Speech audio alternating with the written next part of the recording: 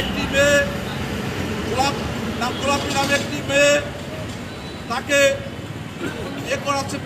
তাকে পটিয়ে ফাঁসানোর চেষ্টা করছিল, হানিট্র্যাপ করার চেষ্টা করছিল।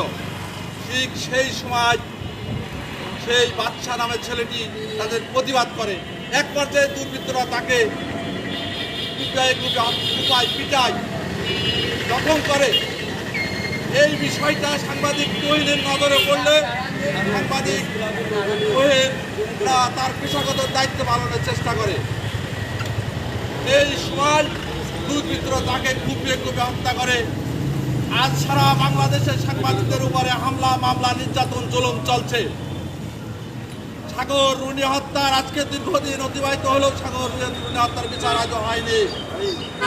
খুলনার সাংবাদিক বিলাল হত্যার বিচার হয়নি, বিচার হয়নি। আমরা আমাদের নিরাপত্তার জন্য বর্তমান সরকারের কাছে সাংবাদিকদের নিরাপত্তার আইন যারা উপস্থাপন করেছে, যে ইতিমধ্যে আমি বর্তমান সরকারের উপদেষ্টাকে অভিনন্দন জানাই, স্বাগত জানাই। তিনি সাংবাদিকদের একটা খসড়া আইন প্রণয়ন করেছে। কোনো সাংবাদিকের উপরে জুলুম, পীড়ন, নির্যাতন হলে তাকে 1 লক্ষ টাকা জরিমানা করা হবে। সেই সাথে মামলার এবং অভিযোগের অবস্থা ভেদে 1 থেকে 5 বছর জেল দেওয়া হবে।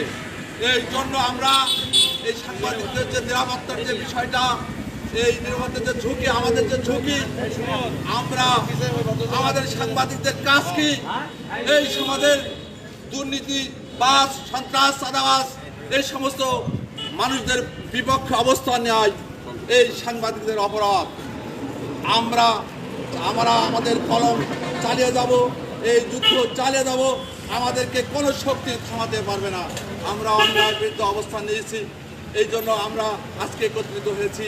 এই জন্য আমরা চৌগাছার সকল শ্রেণী পেশার মানুষকে আমাদের পাশে দাঁড়িয়ে এই চৌগাছার অন্যায়, অত্যাচার, জুলুম, নির্যাতনের বিরুদ্ধে আমরা অবস্থান নিই।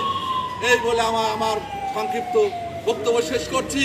এই পর্যায়ে আপনাদের সামনে আমার প্রেস ক্লাব চৌগাছার সাবেক সাধারণ সম্পাদক শাহানুর আলম উজ্জ্বল